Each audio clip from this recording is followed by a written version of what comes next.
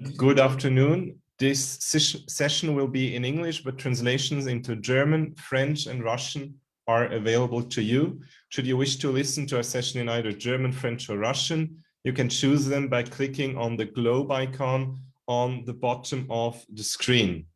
Für die deutsche Übersetzung klicken Sie bitte auf den Globus am unteren Bildrand. Également pour la traduction française, veuillez appuyer sur le globe en bas de l'écran, s'il vous plaît.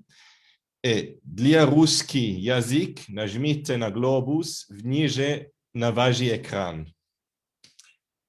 Esteemed panelists, dear viewers, my name is Kevin De-Carli and I am the current president of the Geneva Intercultural Interfaith Alliance.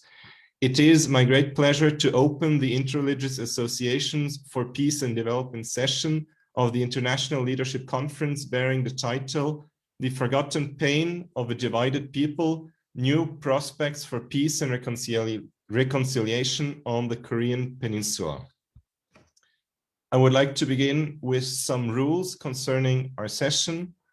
In the chat icon, also at the bottom of the screen, we will post a short bio of each speaker at the beginning of his or her first appearance on screen.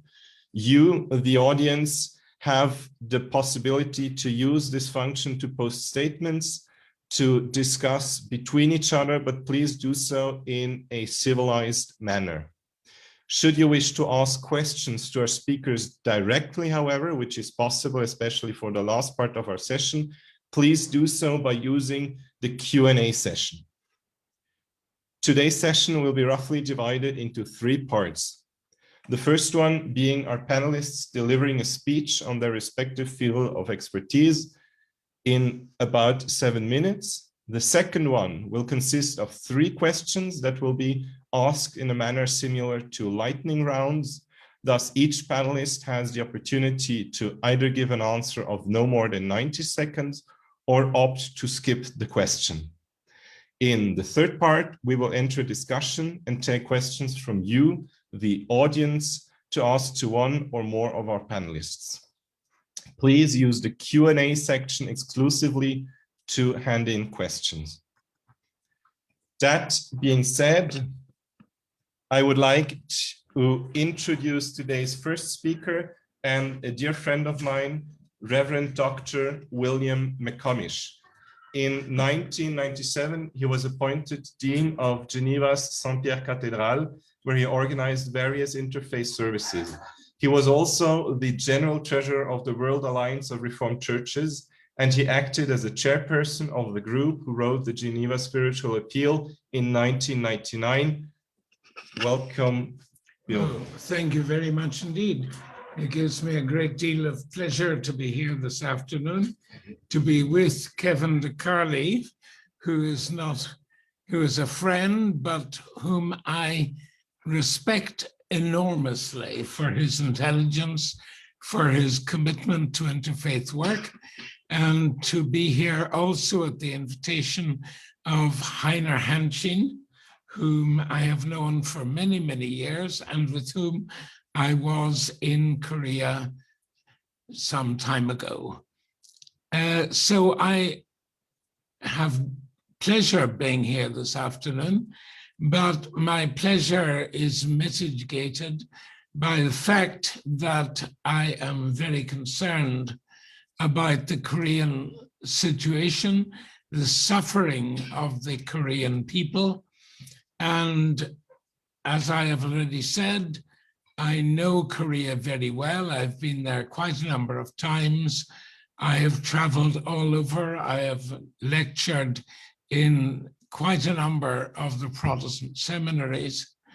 And I am very concerned as somebody who is originally Irish and who also comes from a divided country about the current division of Korea, which concerns me a great deal because the suffering of the Korean people is enormous, has been enormous, and I think the world has largely forgotten the appalling circumstances of the Korean War, the fact that 2 million Koreans died in that war, and the absolutely surrealist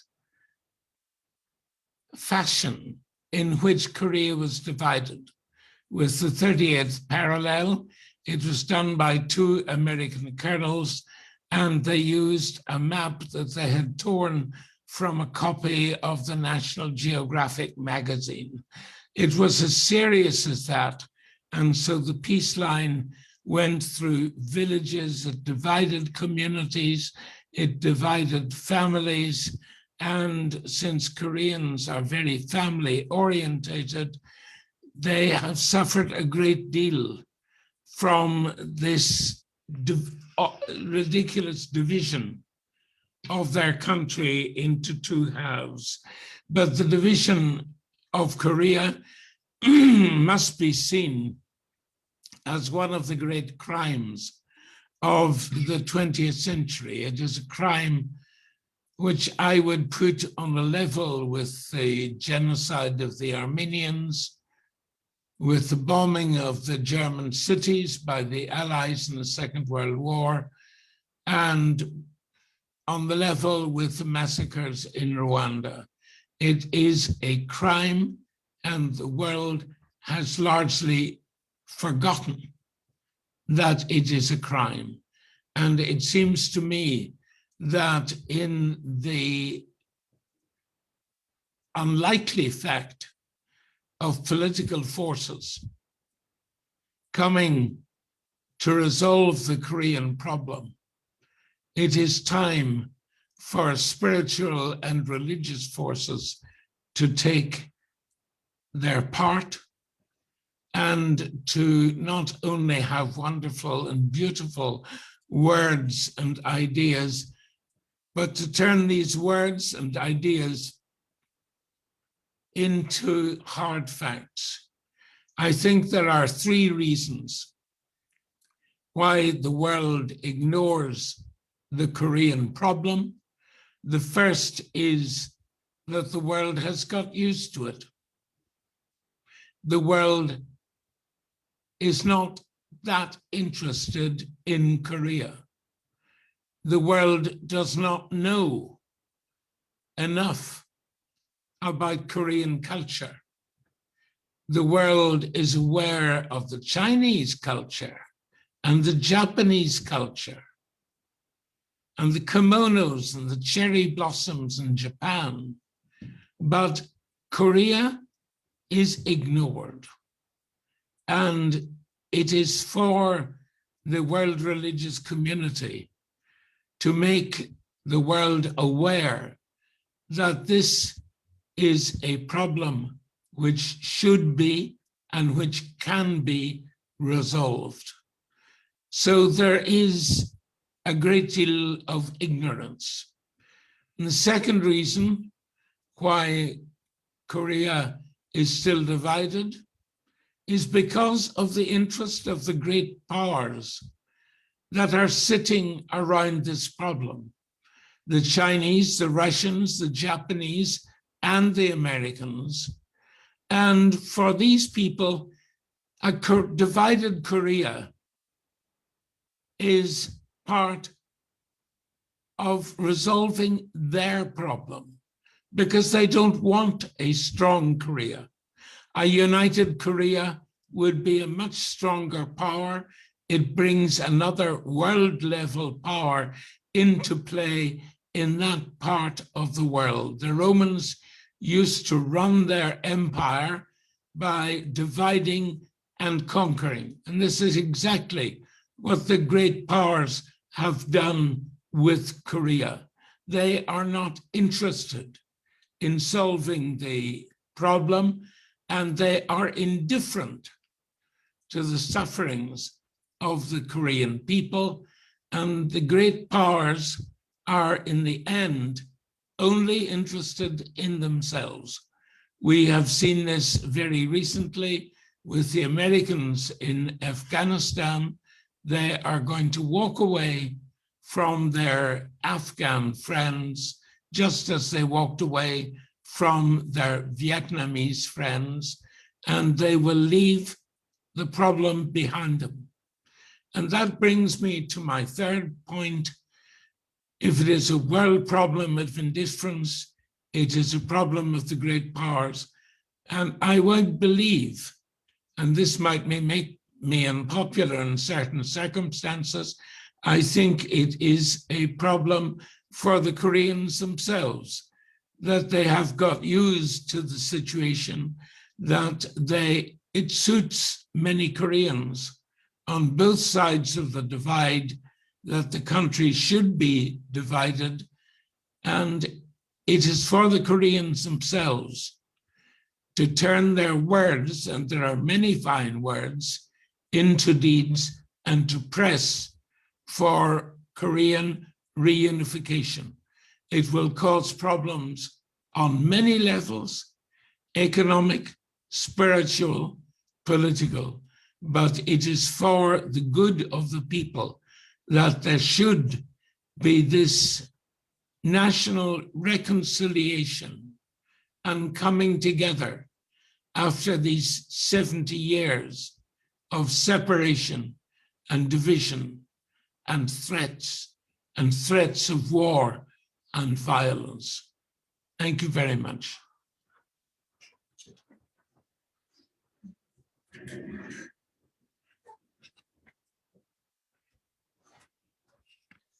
Thank you very much, Reverend McComish, for your clear words. You always speak with an honesty and a sharpness that really has little to compare. With that being said, I would like to introduce our next speaker. Unfortunately, she cannot be here in person, but she kindly submitted recordings of her points of view so that we could show them to you as well. She is Mrs. Batool Subeiti. She is a learned chemical engineer, but nevertheless has been the former president of the Islamic Society of Birmingham University.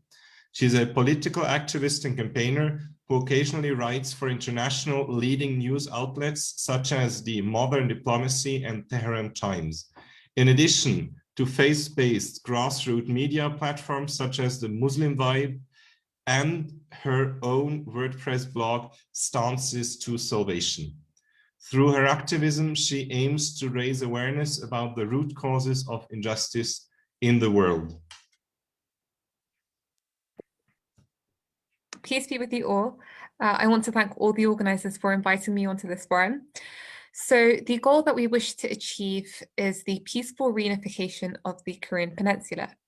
And for any issue that we want to find a solution for, it is important that we tackle the problem from its roots. And when we look at the division of Korea, we see that it was purely political.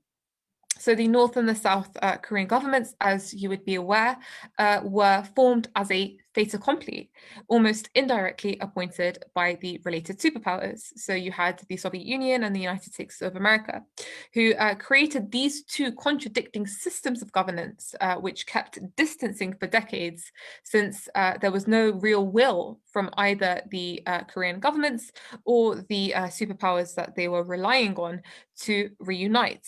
And so, of course, it is not easy to reverse this reality, since the two governments represent the state of division and not the state of reunification, since that is what their special and narrow interests dictate. Therefore, the unification needs an action as big as the one caused by the division from those same superpowers, plus, of course, China. So, methods such as consultation and civil society initiatives that seek to build personal connections, plus the work of religious bodies and NGOs, any enterprise that is seeking to mobilize for this cause can only be effective in a healthy political atmosphere that's relaxed with not many tensions. So such endeavors should regard the superpowers as holding the most crucial cards that decide the destiny of the future, and the solution to solving the conflict is ultimately in their hands. So the one who caused the problem is the one who can really solve it. So what is the solution to this crisis? That is an international resolution sponsored by the superpowers. considering the US has leverage over South Korea, if the US opened negotiations with North Korea, removed its sanctions and maintained a corridor for openness, this would certainly relax the situation. And that would enable the North and the South of Korea to open links with one another. We saw how former US President Trump decided to open a window of talks with the North Korean leader, and how the path opened for the highest level of communication between the two countries, as well as on a popular level. So the pressure required to be effective must be directed to the United States and to Western governments by the European and American people themselves, through NGOs, through civil society organizations that can apply that pressure, particularly on the US, to remove sanctions on North Korea, to normalize ties. This is important for then the work of civic engagement and NGOs. So, of course, you may, raise the question of China. It's a strong country. It's effectively influencing the North Korean policies, which depend on it as a guarantor, especially for its policies that do not appeal to the United States. The reality is that it is extremely hard to affect the Chinese government's decisions from within China. And at the same time, it is not China that is standing today as an obstruction between these relations. It is rather the siege on North Korea and the fear that it has kind of developed from the wider world, particularly the US, that is imposing sanctions on them, for example, on its nuclear file. And this isn't just something unique to the Korean Peninsula. I mean, America on a whole is imposing sanctions, and policies that serve its interests with countries throughout the globe, and this is as a result of its control over the global monetary and banking system. So unless this monopoly and this hegemony is broken, or, parallel alternative forces arise to break this financial dominance of the dollar, it would be so difficult to bring about any fundamental change in many points of tension and conflict around the globe. In this context, we saw how the US administration is controlling the monetary policies of South Korea in its dealings with other countries. We saw this when the South Korean authorities froze $7 billion worth of Iran's oil money that were essentially frozen in response to the US administration's request to boycott Iran and to impose sanctions on any company or any country that decides to deal with them. We saw that these were unfrozen after South Korea sought permission from President Biden in the beginning of this year. So what is the role of civil society organizations? It should be in effectively pressurizing the American administration to conform to the true will of the people instead of giving into their policy of imposition and blackmail that we've been witnessing. So ultimately, America entering into negotiations with North Korea, this will reduce tension. This will facilitate the civic engagement methods that are being discussed. It is only once the atmosphere on the ground has relaxed that NGOs and civil societies can really mobilize between the North and the South, and examples of this mobilization may look like twinning villages, in the North and the South, conducting joint integrated activities that could bring the people closer to one another and to unite, allowing social media and communications between the two peoples. This will contribute towards identification, towards rapprochement, and this can also lead to mixed marriages, which is a great yardstick for assimilation, and overall greater intermixing, and I'm sure the reunion of forced separated families is something that's on top of the agenda, and something that will be discussed, which is a great step in diluting that tension and creating a better atmosphere. And of course, this is a long-term process that will unite the two divided nations through the roots, which is ultimately the people themselves.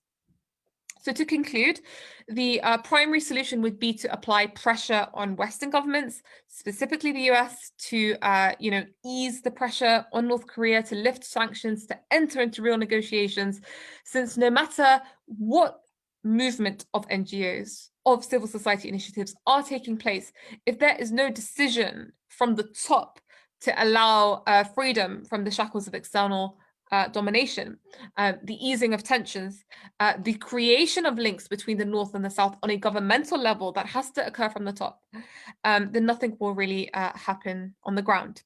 I thank you very much for your time.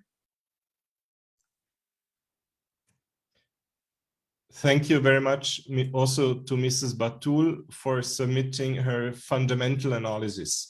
She remarked a need for an honest confrontation with the roots of a conflict, which is in this case, as she states, a political fait accompli. So solving the problem needs pressure on the same actors that caused the problem, the United States, Russia, and China. Unification needs a strong act from these actors, the USA, Russia, and China, to create a healthy political atmosphere in which unification can occur. In which case we should stop putting pressure on the Koreas, but instead break the power monopoly of the United States and put pressure on Western countries instead of Korea. Before we go on, I would like to repeat the rules of the beginning. Please use the Q&A section only for questions directed to the panelists and not for greetings and remarks. Use the chat bar for greetings and remarks. The Q&A section is exclusively for questions directed to the panelists. With that said, it is an honor to introduce our next speaker, the Honorable Jan Figel. He is a Slovakian politician who has been heavily involved with Slovakian and European affairs. In 1998, he was appointed State Secretary of the Ministry of Foreign Affairs and led Slovakia's accession negotiations with the European Union. He stepped down from his commission post in 2009 following his election as the leader of the Christian Democratic Movement in Slovakia. Until 2016, he was Vice President of the National Council of the Slovak Republic when he was appointed Special Envoy on Freedom of Religion and Belief of the United Nations. Please, Mr. Figel, take the lead. Thank you. Thank you, Kevin. Thank you all for getting together around this important topic.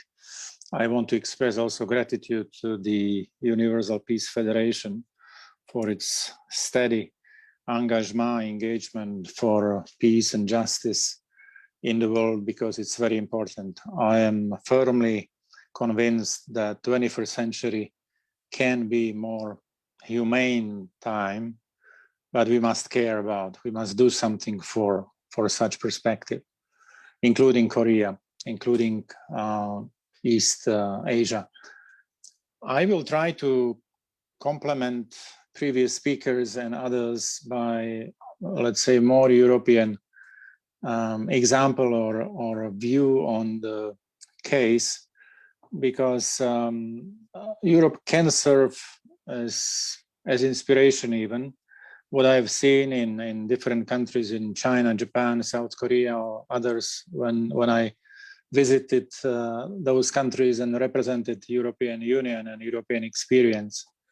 There is an old ancient wisdom or saying, in Latin it sounds verba vocant exempli trahunt. Words are calling and examples are pulling. That's a difference, and a great difference if we mean concrete life and problems. Future, one wise man said, future is born through sacrifice. The title of our meeting is The Forgotten Pain of a Divided People. I am sure that pain and suffering of Koreans get a new sense and meaning when it is turned into a positive change and lasting a legacy for future in terms of change, difference. Koreans suffered over the last century enormously. It was actually since Russo-Japanese War, then Japanese colonial rule, World War II, post-war division, occupation, a very bloody Korean War in 1950-53, and then further Cold War confrontation and current division. We can speak about one nation with common cultural and historical roots, but about two states and two systems. There is north, on the north, totalitarian regime with a lot of persecution and starvation, very low economic power, but very strong military power, including nuclear weapons of mass destruction. On the south, there is Democratic Republic with modern economy, high productivity, innovation index, and high GDP per capita. In spite of painful division and ideological differences, people wish to reunite, and that's important. And I want to share two European examples because they are inspirational, they are real, they are very practical and functioning over 70 years. So it's not a laboratory or short-term something, but really long-term orientation and fruitful coexistence. One of the most inspirational leaders in terms of European unity was Konrad Adenauer, who was the first chancellor of democratic Germany. And he said that European unity was a dream of a few people. It became a desire of many, and today it is necessity for all. So dream, desire, and necessity. I think that such example for Korea has two dimensions. One dimension is internal preconditions, and the other one is external. So internally, we need to see leaders who inspire and who leads by example, which is much more than only politics, only power of inspiration, and great example is important for generations. Power is a subsequent key. And this was the case of Adenauer or Robert Schuman, father of Europe. They represented traditional enemies, but they were mature in their age and war experience. They knew divided families, bloody borders. They were from border regions. We need this sort of experience in the leadership of the two parts of Korean people. Their faith was source of common values, and that's substantial. For example, on the first place, human dignity for all, not just for majority or minority or for my people, not the others, for all. Sense for justice, responsible freedom, solidarity, not embracing revenge for the past grievances, for the past crimes and atrocities, but reconciliation.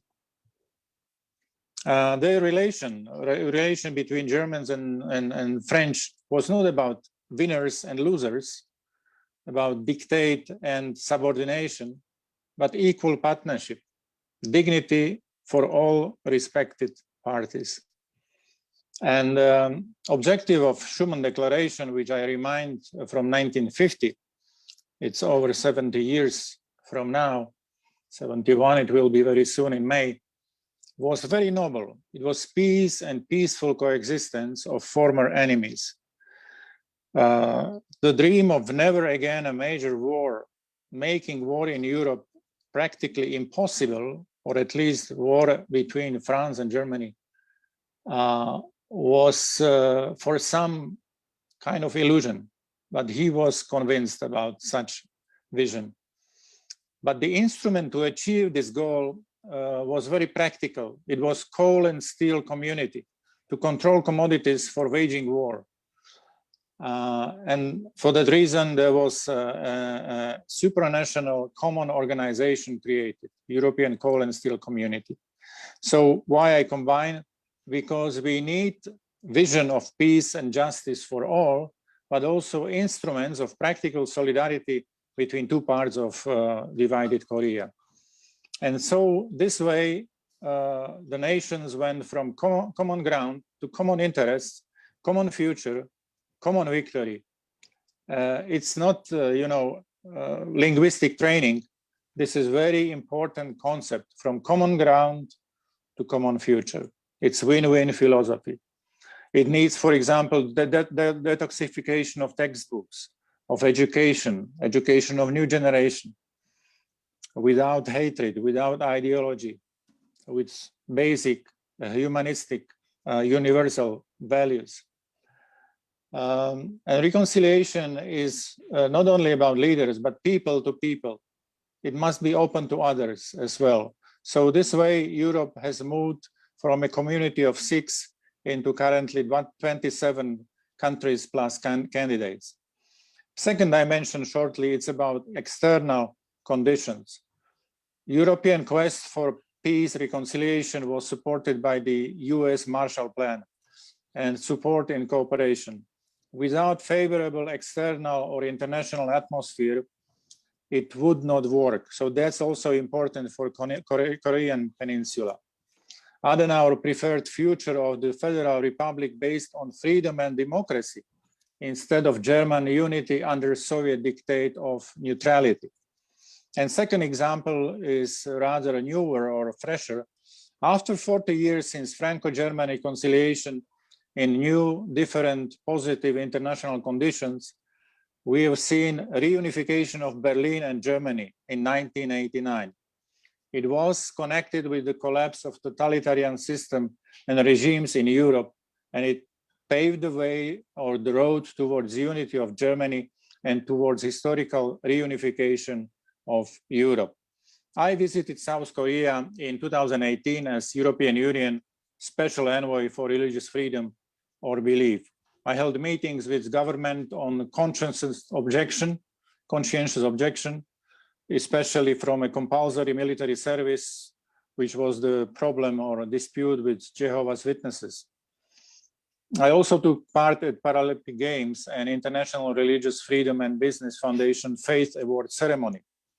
It is admirable, in spite of problems and imperfections, how much this part of Korea has developed from a colonized and poor post-war country into a modern and innovative economy, democratic and free society. South Korea high-tech industrial companies invest globally. They are present in Central Europe. While at the same time, world reports, for example, from United Nations or from international NGOs, 2 minutes. We're already 2 minutes over time. Sorry. They describe conditions in North Korea as nightmare, with 100,000 prisoners, with periods of starvation. Regrettably, in spite of the name of the Democratic People's Republic North Korea, it's neither truly democratic, neither in hands and service of its all people. I conclude by message that reunification of Korea is possible. Faith and culture of Koreans is like a common soil for such crops. We, international community, should help to fertilize this soil, which means keep memory living and consciousness active. Built up on the Panmunjom Declaration signed by the leader of North Korea and president of South Korea 3 years ago, actually, in April 2018. Start and strengthen intra-Korean dialogue on as many levels as possible. Nurture cooperation between youth on both sides of the border. Seek suitable regional external conditions for a unification process. And at the end, promote justice for all, because peace is fruit of justice. Peace is another name for development. Thank you very much. Thank you for patience. Thank you, Mr. Figel. I take away 3 core points that can be an example in several situations. The expression verba vocant, exempli traunt, the word calls, but the example leads. The 3-step process of dream, desire, and necessity, and the necessity of equal partnership and dignity as instrument of practical solidarity when trying to reconciliate and reunify a formally divided people. With that, it is my pleasure to introduce our next speaker, Ms. Emina Frljak. She is the program coordinator of Youth for Peace in Bosnia and Herzegovina. After her first master in pedagogy, she is now working on a second master in interreligious studies and peace building. Since 2015, she's an active member of the Youth for Peace as an educator and project coordinator for interreligious dialogue, peace building and youth activism. She was a youth representative from Bosnia and Herzegovina on a meeting with French President Emmanuel Macron and Serbian President Aleksandar Vučić, where she had talked about the importance of dealing with the past, peace building and dialogue among youth in the West Balkan. Please take the floor. Thank you very much. Good afternoon from Bosnia and Herzegovina. It's my pleasure and honor to be here with you and speak among these distinguished speakers. I have to admit that our topic today is quite challenging and not easy to address, but here I will try to bring the perspective of a young person of faith working with young people, and also as a person who comes from a still highly divided post-war Bosnian and Herzegovinian society. Before I dive into the topic, let me just briefly present to you a few statistical data on North and South Korea. According to the Institute for Economics and Peace and their Global Peace Index for 2020, South Korea is ranked 48, while North Korea is ranked 151st. And according to their Positive Peace Index, South Korea is ranked 24th, while North Korea is ranked 141st. The Institute for Economics and Peace does research and has various indicators to measure both indexes, but I'm not going to explain it here. Nevertheless, I highly recommend you to read about their approach because it's very well imagined and put into practice. So these indexes actually show us how the situation is drastically different in these two countries. And while one enjoys certain peace, precisely positive peace, the other is far less peaceful, and positive peace is quite far away. Of course, there is, and there will be a challenge to reconcile these two different environments.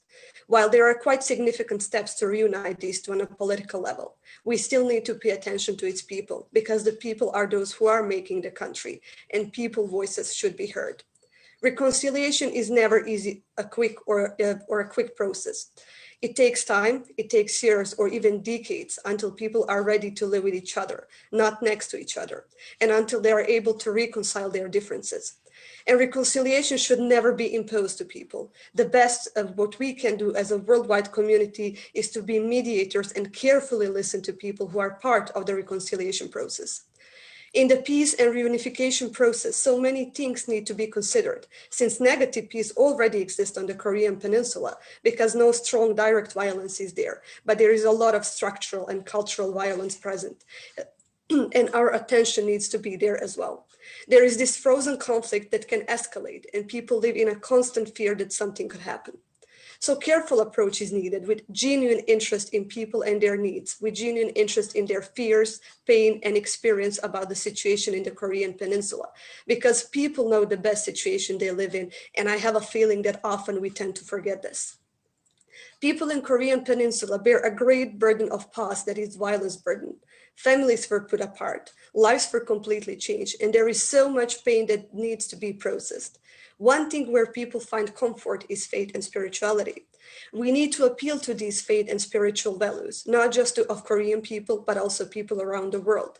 Faith-based organizations, religious leaders, people of faith have a large influence on the happenings in the world. So this influence needs to be used for advocacy, lobbying, and raising awareness about Korean Peninsula. This influence needs to appeal to governments, groups, and individuals. The world is becoming more and more globalized and heterogeneous, and peace in one place influences peace in another place.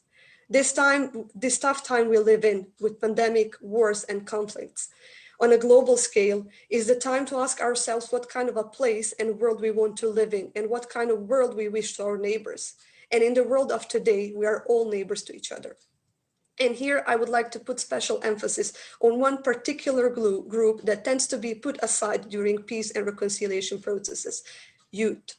As someone who works with youth, I really see a lot of potential in young people and taking their opinion and voices in consideration.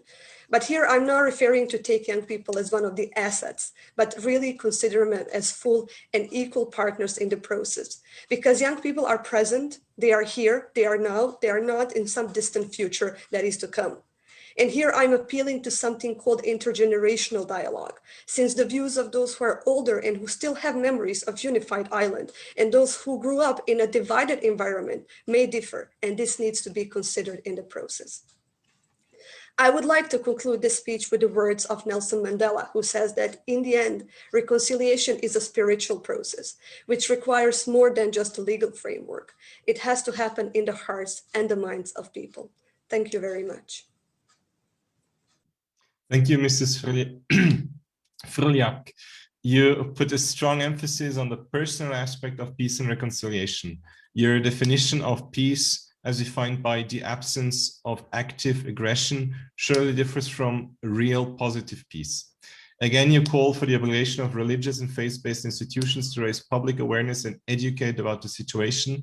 As you say, peace in one place creates peace in another, as in today's world, we are all neighbors, but certainly not to forget to include youth as well in this process. Our last speaker for today is Professor Brian Myers. He is author and professor of international studies at Dongseo University in Busan, South Korea. He was born in New Jersey and raised in Bermuda, South Africa, and Germany. He has a PhD in North Korean studies from the University of Tübingen in Germany, and at present he directs the International Studies Department at Dongseo University in South Korea. In addition to writing literary criticism for the American magazine The Atlantic, of which he is a contributing editor, Myers regularly contributes articles on North Korea to the New York Times, the Wall Street Journal, and academic publications. He is the author of The Cleanest Race and North Korea's Chuche Myth. And personally, I'm very interested in hearing of your findings about the especially North Korean cultures. Professor Myers, may I give you the word? Yeah, thank you very much. In view of the limited time available, I would like to limit myself to making two main points. First of all, that despite what its enemies and friends like to assert, North Korea's personality cult is not a literal cult or religion. And second, I want to make clear that Juche thought is not the guiding ideology of North Korea, but rather an export propaganda product, which no longer plays a significant role even in export propaganda. Let me begin by saying the word cult always denotes a tightly knit group of people united by beliefs that are not common outside that group.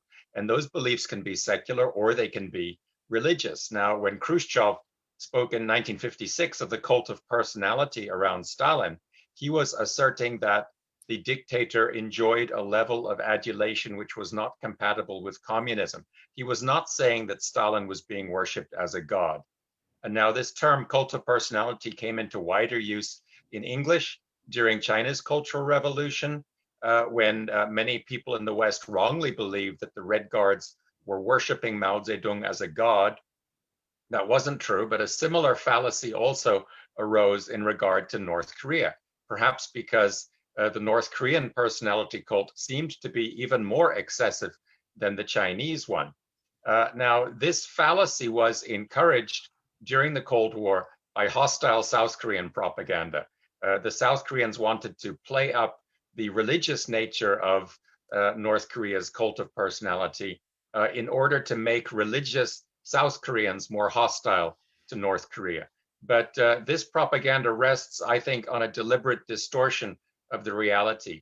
The North Koreans have never attributed divine qualities to their leaders. They attribute great intelligence to them, but they make very clear that their leaders have been or are at present human beings, mortals. I think the South Korean regime was fully aware of this, but was distorting the reality on purpose. But there are also many friends of North Korea who play up the alleged spirituality of the country in an effort to encourage the outside world to be more lenient or patient with it. For example, the Clinton government was advised to send a Christian negotiator to Pyongyang because the North Koreans were allegedly spiritual people who would communicate better with Christians. So I would like to state very emphatically that North Korean propaganda has never regarded Kim Il-sung or Kim Jong-il or Kim Jong-un as anything but human and mortal. Okay, they have slogans like Kim Il-sung is always with us, but those slogans are comparable to the slogan Lenin is always with us in the Soviet Union. There's no religion there.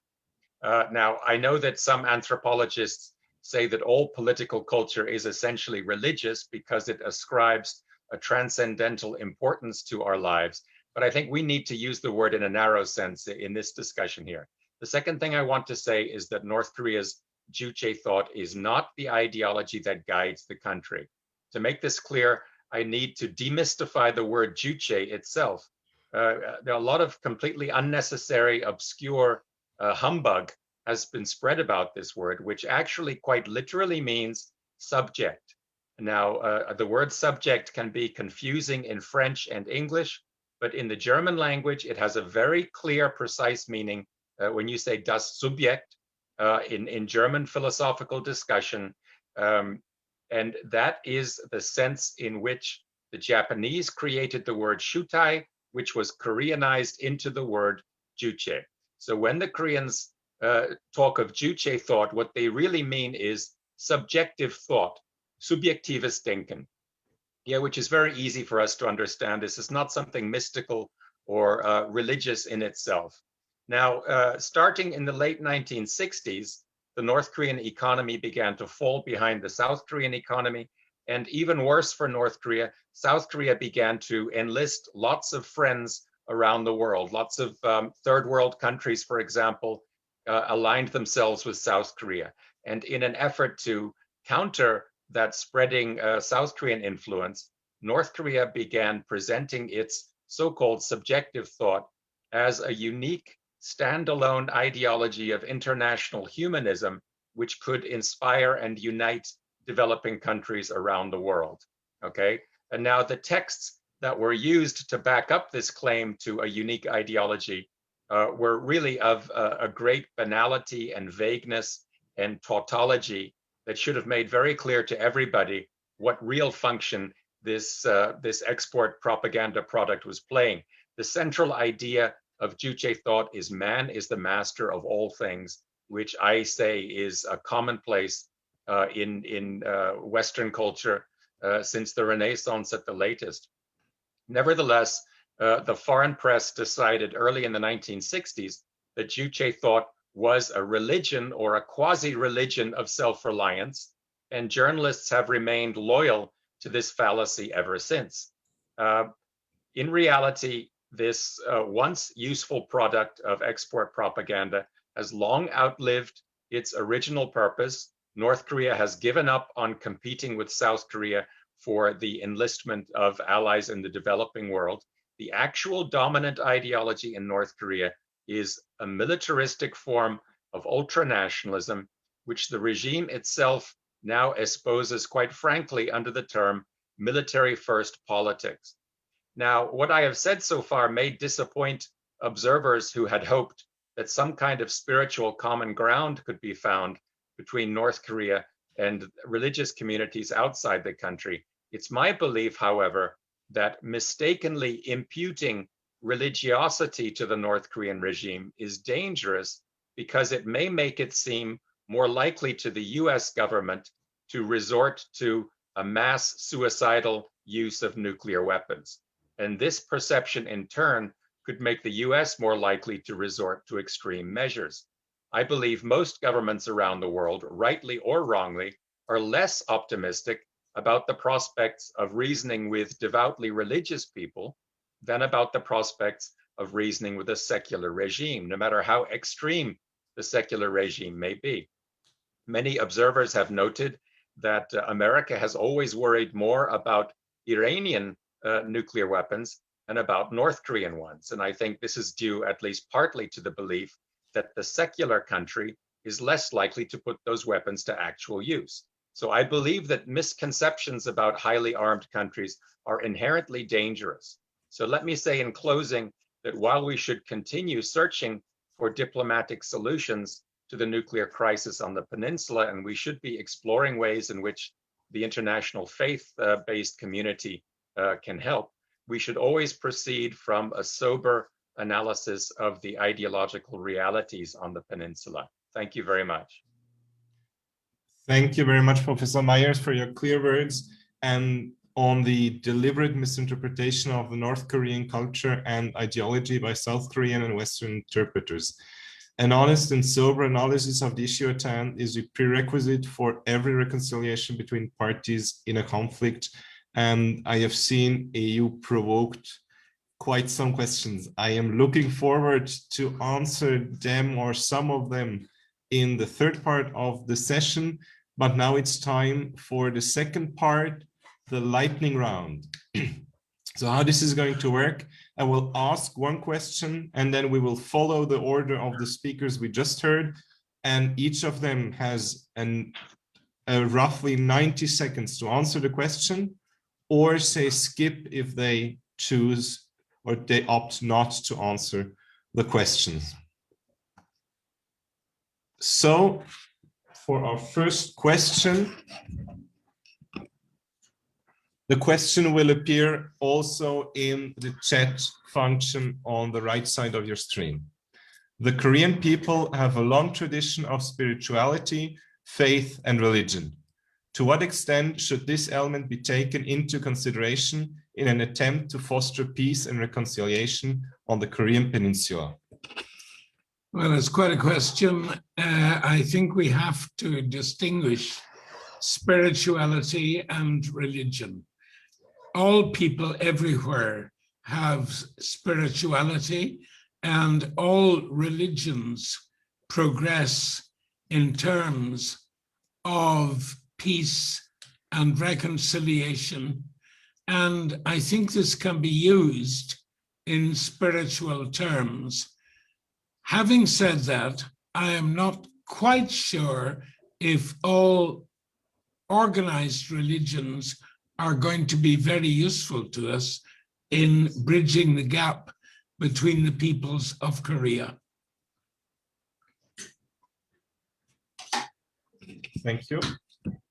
So with regards to the first question, and that's the role of religion and spirituality in fostering peace and reconciliation, there are a few prerequisite questions that we need to ask.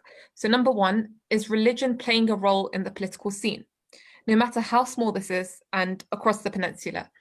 If the answer is no, religion is not playing a part in the decision-making process, then it's not going to lead to any effective change, since it is politics that influences the policies, and religion will therefore have a very marginal role to play. Number two, is religion playing a role on the level of the masses, the mass population? If religion is playing a role in people's lives and could motivate and mobilize them towards action with respect to reunification, then religion would have an impact. Now, this, of course, depends on the dominating religions in the context of Korea. You know, do these religions demand enjoining good and forbidding evil, for example? Is that a core tenet? And here I don't just mean enjoining good and forbidding evil for the individual self, but I mean, you know, standing up in the face of the oppressors or the plots of the superpowers that are dividing their nations, you know, leaving them weak and exploited. If majority religions in Korea demand this kind of stance, then the religious people themselves would stand up, and religion would be a collective force of change in such a way that the superpowers themselves would realize through the language of the real resistance of the people.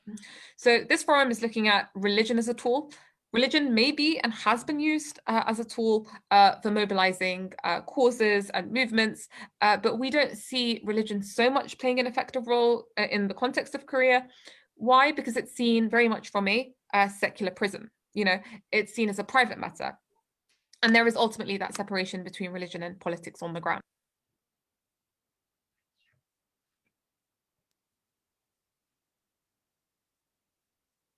Unmute, yeah, thank you.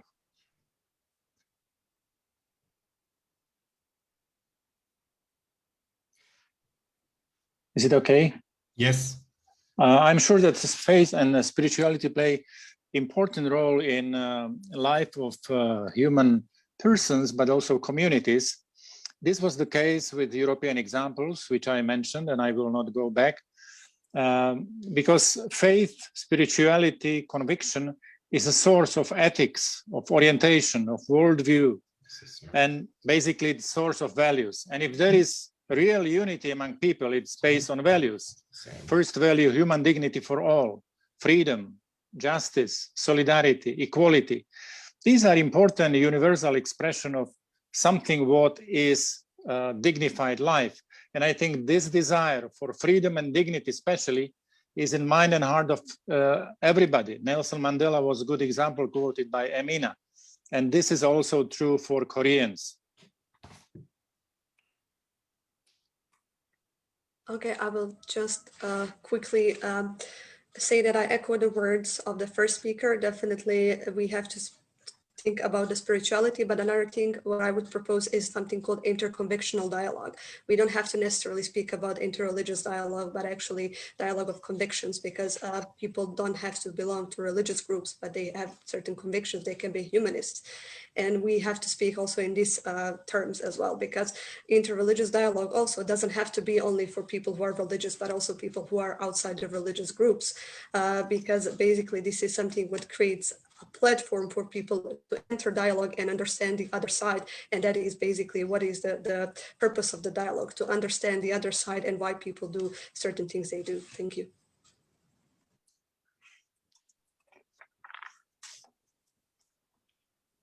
Yeah, I don't believe that religiosity in a narrow sense of the word is likely to play a constructive role on the peninsula, not only because North Korea is generally quite hostile to Christianity, which it sees as an American import to the peninsula, but also because there are serious political and ideological divisions inside the religious community here in South Korea.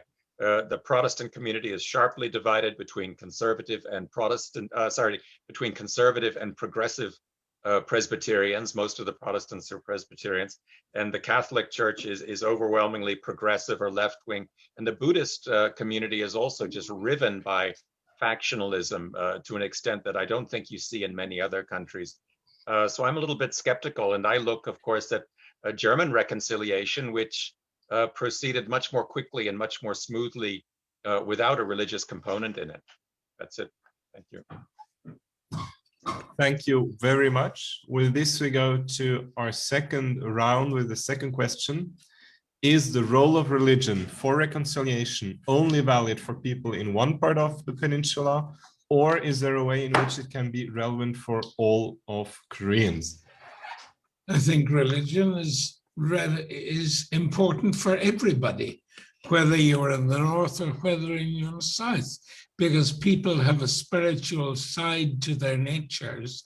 And what will be necessary for reunification is bringing this spirituality and the values of reconciliation into a frame where there are certain religious ideas.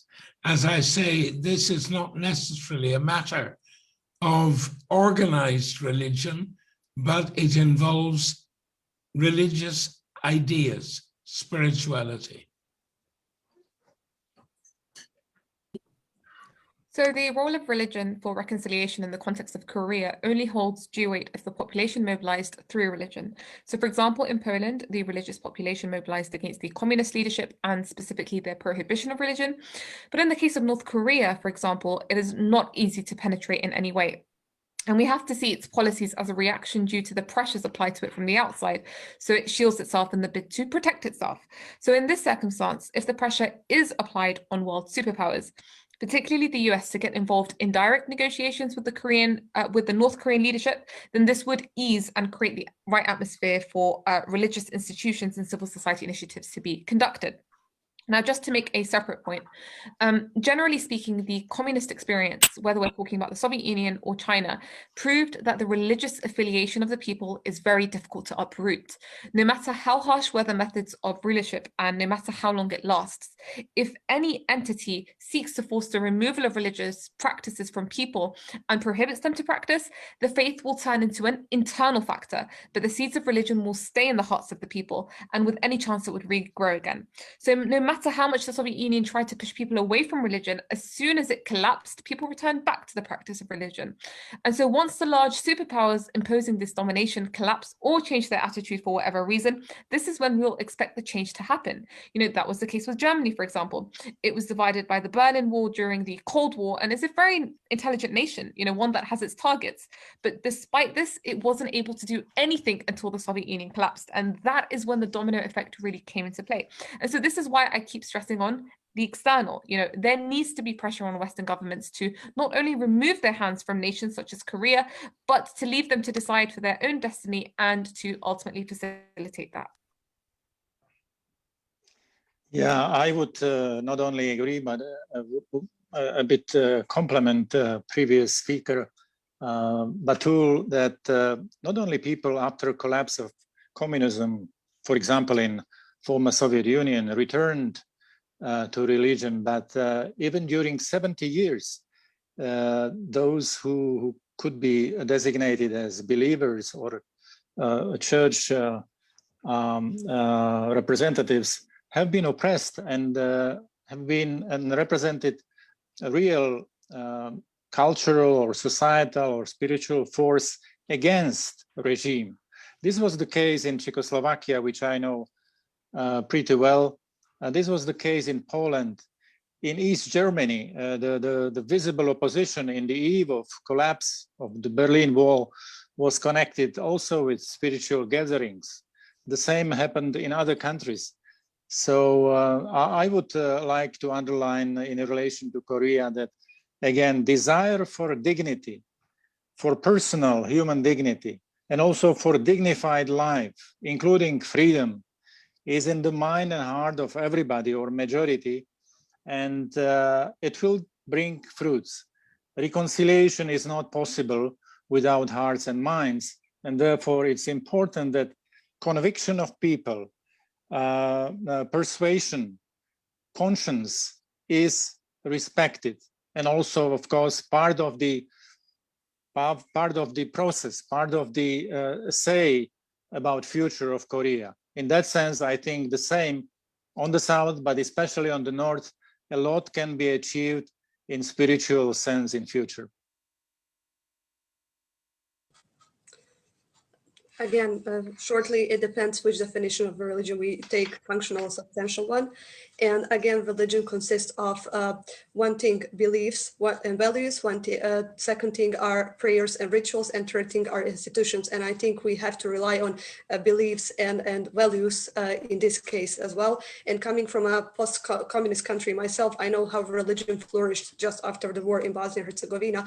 But of course, contexts are not always good to compare, but definitely I would put emphasis on values and beliefs that people cherish, regardless of religion, spirituality, or conviction they cherish. Thank you.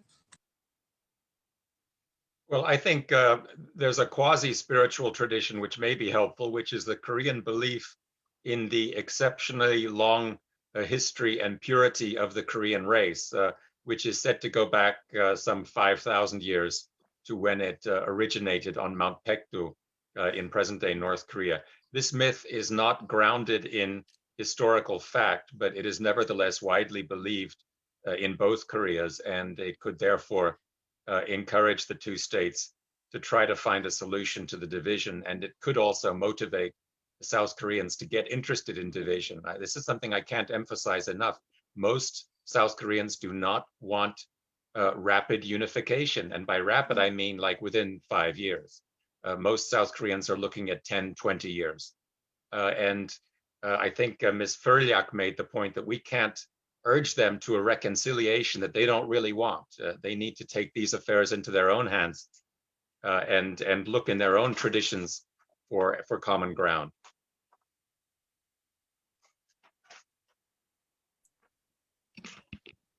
Thank you very much. With this, we come to our third and last question.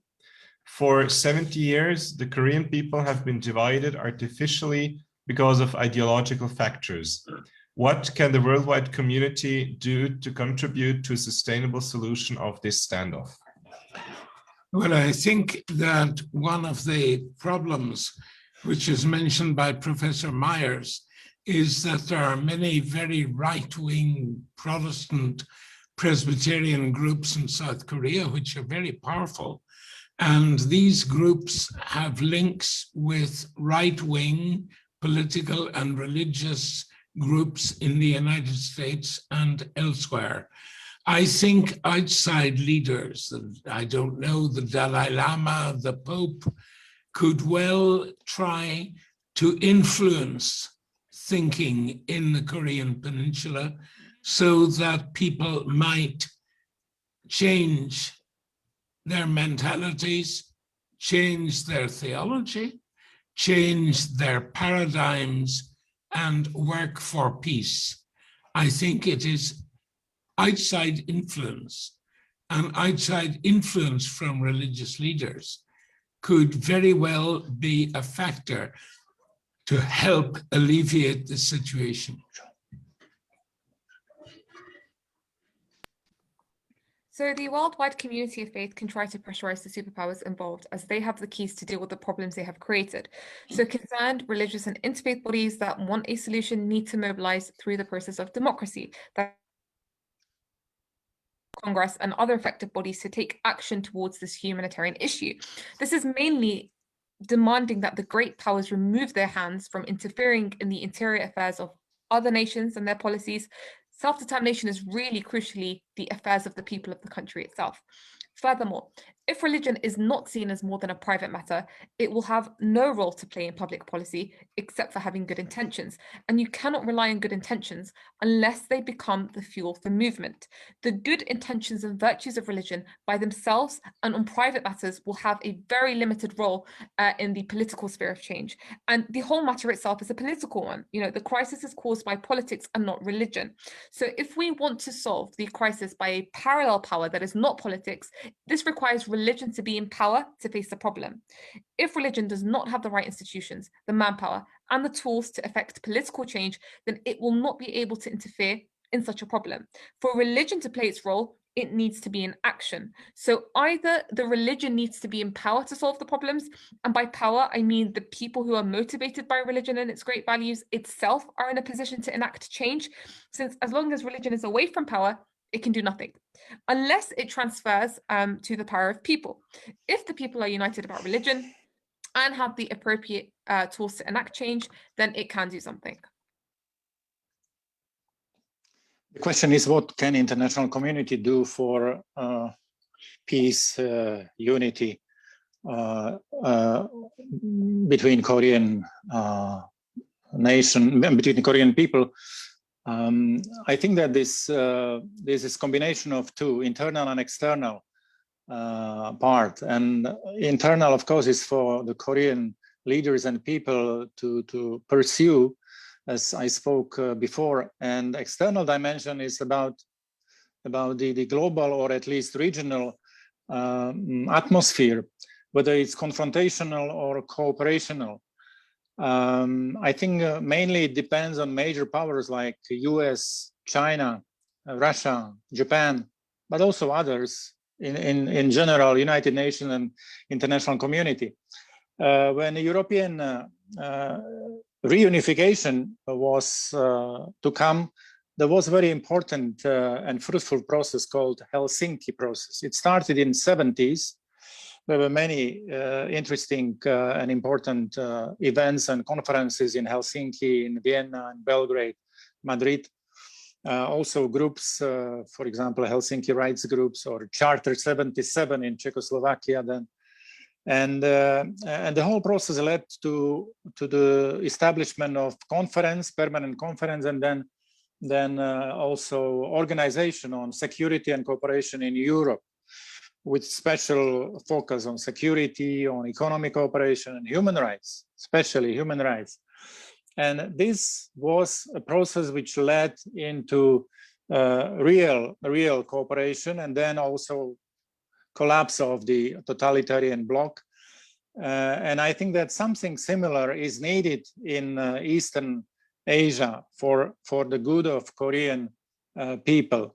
What international community can provide and should provide are favorable conditions for peace and reconciliation and some reasonable stimuli for such process of Koreans.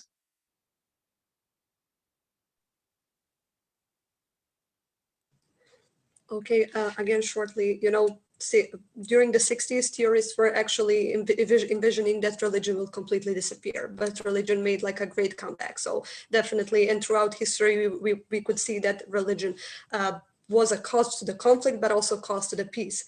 So definitely worldwide community and religion, faith community and religion has an influence. And what it can do, it can lobby, it can advocate, and it can speak out. It can speak for the Korean people, and it can lobby to the governments, to the organizations, to the people, and it can definitely speak out and not just sit aside.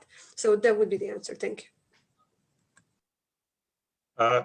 You know, the Koreans themselves tend to be quite emphatic that their relationship is their business and should not be meddled in by foreign powers. That's a line which was repeated in all three of the major joint declarations which have issued out of inter-Korean summits so far. Perhaps the best thing for the international religious community to do is to provide encouragement and support and urge the two Koreas to start with basic humanitarian measures instead of focusing on enormous projects like reconstructing an inter-Korean railroad, great highway projects, a European Union type dispensation on the peninsula.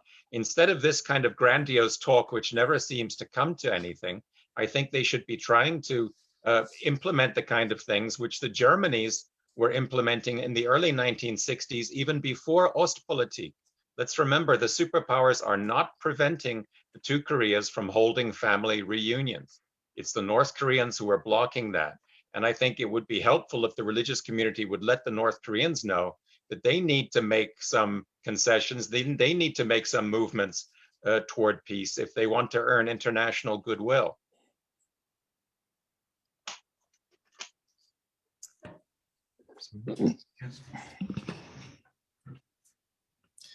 Thank you very much for this intense round of question and answers with which we enter the third and final part of our session, a short debate and Q&A. I would like to start with a question that has in this or another form come up quite frequently. Could you imagine initiating prayer or mediations involving many people in your respective area in support of the unification of Korea? Could you imagine to participate in your specific way if such kind of initiative is taken on an interreligious level? How can interreligious prayers help alleviate the tension between North and South Korea? And I think Bill is already ready to give an answer. Well, I believe in prayer. I believe in the power of prayer. And yes, I believe we should pray for Korean reunification. But, and it's a big but, I think you want to be careful about what you pray for, because I am quite sure that there are many right-wing groups in America who would be happy to pray for Korean reunification, praying basically for an end to communism in North Korea and for an end to North Korea. We are only going to have effective prayer if we pray for increased understanding, increased humanitarianism, increased justice, increased dialogue, and the possibility of seeing a common future together. Is there somebody else who would like to add an answer to this question? In this case, there is a question from Russia, from a Miss Evgenia, to Professor Myers. You mentioned that Christianity is viewed as an import from the United States. But should religion influence, but actually, currently there is a big influence of South Korean culture in the mainstream culture in America and the English-speaking world. For example, in music, in TV, in food, in the way people dress. And she mentions especially the Gangnam Style as a sort of dance. Does the fact of this cross-influence prevent the unification of Korea. What do you think about that? I don't really understand the question. Does the influence of Well, she mentioned that there is a religious influence of the United States to Korea, but at the same time, some kind of cultural influence of South Korea to the United States, and that there is a strange one way of religion to Korea and culture to the United States. Is this imbalance of religion and culture hindering the understanding of the Korean conflict? Well, does it hinder our understanding of that conflict? Well, I think it naturally predisposes us to focus more on the South Koreans' perspective of the crisis than on how the North Koreans look at things. And I think that the growing influence of K-pop and Korean culture on the West and the growing influence of Western culture on South Korea are certainly factors in encouraging or in discouraging the North Koreans from trusting the South Koreans. They look at the South Koreans increasingly as being contaminated by international influences. And you know, they keep encouraging the South Koreans to dispense with all this stuff, to stop allowing racial intermarriages, for example, and things like that. So in that sense, I suppose it's not contributing very much, but it's not a significant obstacle either. Thank you very much. A question directed to Mr. Figel. How could the European Union start or initiate a Marshall Plan kind of project to initiate a union for North Korea and South Korea? As you suggested, it was important for Europe after World War II. Is the situation similar enough that Europe could launch such a project in the Koreas?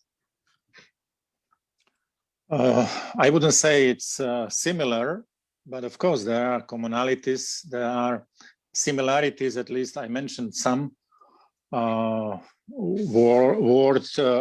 divisions, bloody borders, but on the other side, quest for peace, not only armistice, issue of reconciliation, yes, and then living together, not only existing together nearby or in the neighborhood, but living together in deeper sense of the term.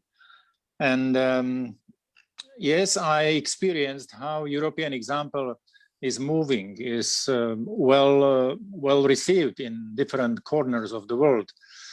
And I'm sure that also Korean Peninsula can be in coming time a topic for such a reflection. There must be also, as I said, instrument of practical solidarity, because it cannot be only, you know, nice values or nice talks or dreams, but something practical for people to live together without the divisions, with closer, you know, connection, even reunification of families and communities. I think that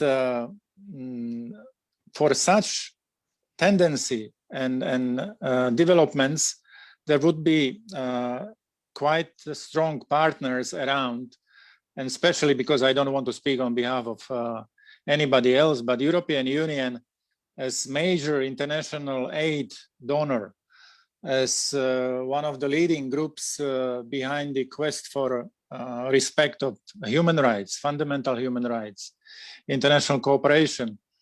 I think that such process would be strongly in favor and supported by European Union, because in time of globalization, in time of interdependence, we either import problems, atrocities, whatever, a wave of forced immigration, or we promote peaceful coexistence, model of integration which is real, not theoretical or failing. And Europe, with the combination of member states and which means also autonomous countries, and community as a whole with single market, with common currency is a good model to study and maybe also to copy something.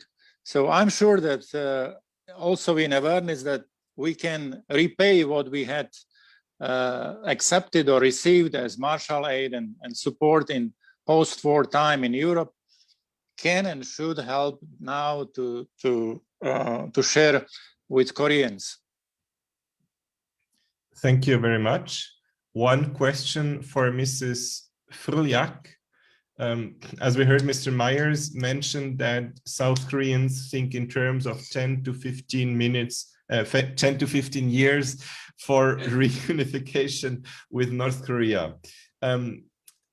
This gives some time for youth projects as well. Are there any projects you could imagine, propose that you have experiencing with to alleviate this dialogue between young people, between North Korea and South Korea, or between Koreans and Europe?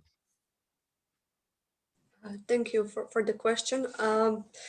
Well, definitely some project between Europe and South and North Korea would be an asset and would be something, but I think a lot of time and a lot of work and effort should be put there, because we have to be also aware of the travel restrictions, restraints, going inside and outside North Korea. So some kind of common ground should be found, and I think this definitely has to be done on a higher levels as well, with the involvement of the countries and involvement of the people who are leading the countries.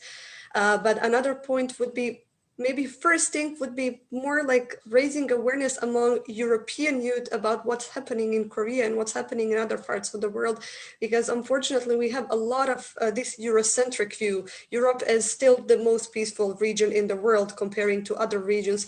And European youth mostly don't have this experience of not living in peace, of actually enjoying quite a lot of this positive peace in their country. So kind of first changing this view and then doing these kind of exchanges, which would somehow also, let's say, broaden the perspectives. Yeah, thank you. Before we go to the closing remark, there is one last interesting question to Mr. Meyer that I would like to pass on. There seems to be a term referring to Pyongyang as the Jerusalem of the East. Could you explain where this idea comes from, if it is North or South Korean propaganda, and what the agenda behind this idea of Pyongyang as Jerusalem of the East is? There's no agenda behind it. It actually came out of the historical reality that Pyongyang was a hotbed of American missionary activity in the old days, in the colonial period, and I think even before that. It had the reputation at the time of being a more cosmopolitan, more westernized city than Seoul itself. And this is, of course, something that a lot of religious people cling to. In South Korea, they have this hope that the North Korean people have somehow continued to nurture a Christian tradition in the underground there. But it's certainly not a term that the North Koreans like to use. Thank you very much. With that, unfortunately, we are already almost at the end of our session.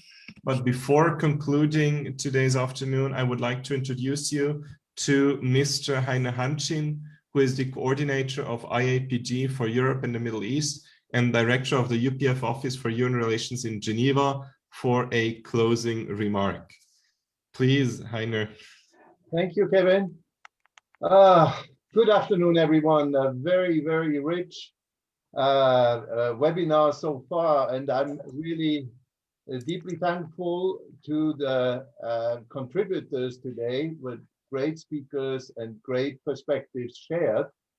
As one of the architects of this meeting, I really am very happy also that we had the element of intergenerational contributions. And it's, if you think like IAPD, Interreligious Association for Peace and Development, a sub-organization or the Association of the Universal Peace Federation specializing in faith perspectives and in what faith can bring about, you might wonder why we make such a meeting. And I think this meeting maybe gave you the answer, why it is relevant to include this perspective, but also, I think, to make a broader perspective available, meaning like including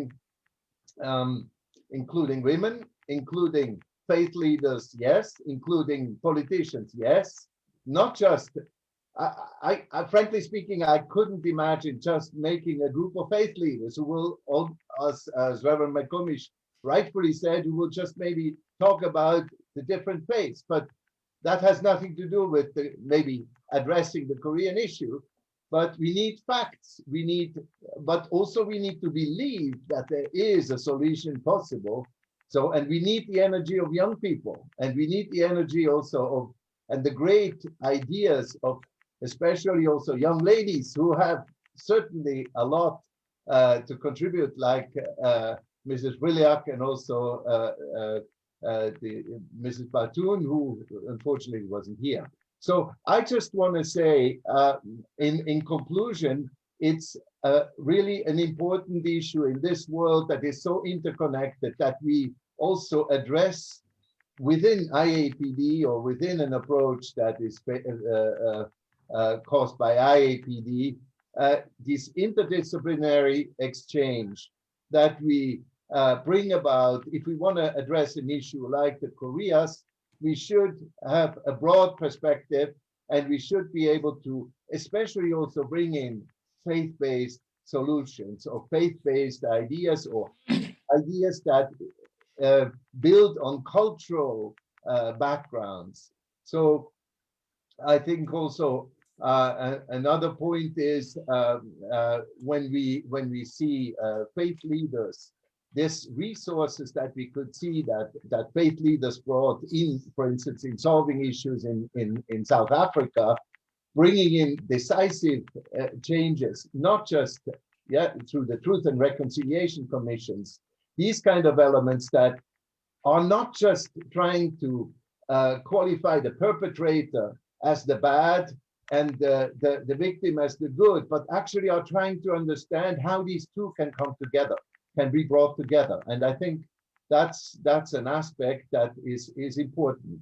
Also, the founders of UPF stressed very strongly the point that the inclusion of the faith leaders in world affairs, and by suggesting, for instance, an interreligious council at the United Nations.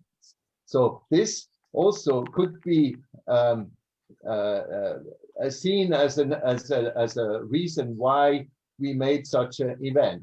The Universal Peace Federation would like to appeal to the international community through the UN and other international organizations that all stakeholders should be included in an all-out effort to support a peaceful rapprochement and the coming together, real coming together on the Korean Peninsula.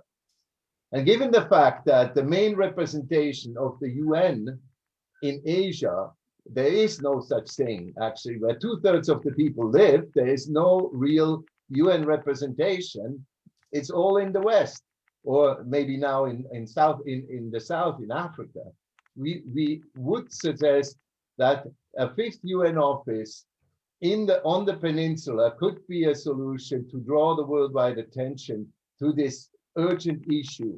And why not in the idea of a peace park, or in the DMZ, or a place where a 5th UN office could be realized, where all kinds of possibilities. There could be a conference on disarmament there. It would be very fitting. It could be also peace studies, interfaith, harmony studies, etc.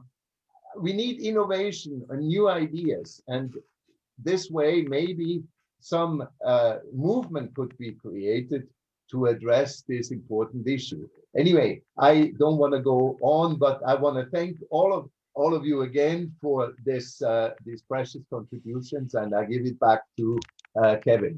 Thank you. Thank you very much. There's one last closing remark, and I would like to ask our speakers to briefly stay on after the closing words for a final picture And for the picture at the end, please wave and smile. You smile. With this, we are unfortunately already at the end of our session on the forgotten pain of a divided people, new prospects for peace and reconciliation on the Korean Peninsula. We were honored to have such an interesting debate with our speakers and the great insights they shared with us. Thank you very much to all of them. I would also like to thank our technical and translation staff that has been working tirelessly behind the screens to make this event possible. Thank you very much to them. They are too often overlooked and forgotten. Last but not least, thank you to you behind the screens, the audience at home, for your interest and your attention. I hope you found this session inspiring and that you will take some of the knowledge you gained here today, share it with your neighbors, and subsequently, most importantly, get active yourself with dignity and compassion to work for a more peaceful and developed world. Now, good afternoon, goodbye, and please smile.